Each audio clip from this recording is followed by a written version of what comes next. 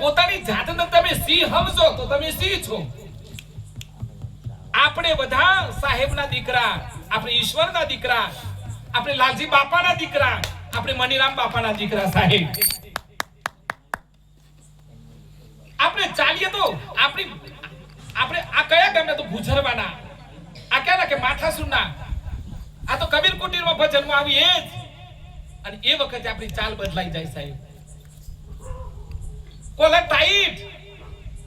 આપણી પાછળ સાહેબનું નામ જોડાઈ ગયું, આપણી પાછળ લાલજી બાપાનું નામ જોડાઈ ગયું, આપણી પાછળ રામ રામ નામ જોડાઈ ગયું. વિચાર કરો બાપા.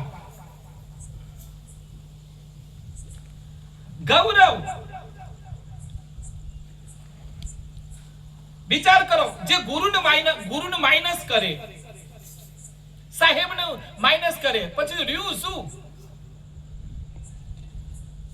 અખંડ આનંદમાં રહેવું હોય તો મને તો એક જ વસ્તુ છે કે મારામાં રામ છે, બધામાં રામ છે. અને મેં તો કબીર કુટીરમાં આવીને પછી ટેવ જ પાડી કે 24 કલાક આનંદ આનંદ આનંદમાં જ રહું બસ સાહેબ.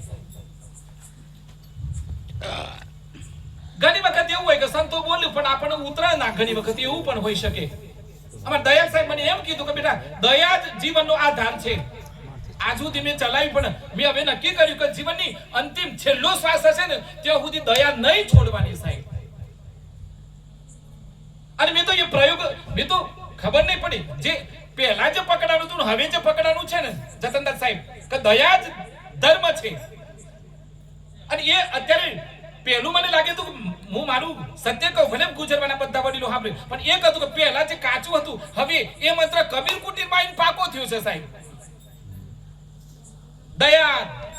દયા જ ધર્મ છે.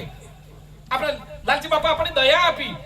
દયાળ સાહેબ તો સાક્ષાત તમે વિચાર કરો, દયાળ સાહેબ ને તો બ્લડમાં જ દયા છે સાહેબ. વિચાર કરો, દયા સિવાય કોઈ વસ્તુ જ નથી.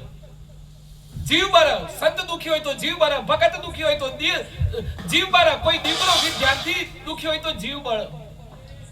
એટલે એક નક્કી છે કે દયા જ ધર્મ છે. દરેક સંતો જોડે કઈક વિશિષ્ટતાઓ પડી છે, પણ આ તો કેવું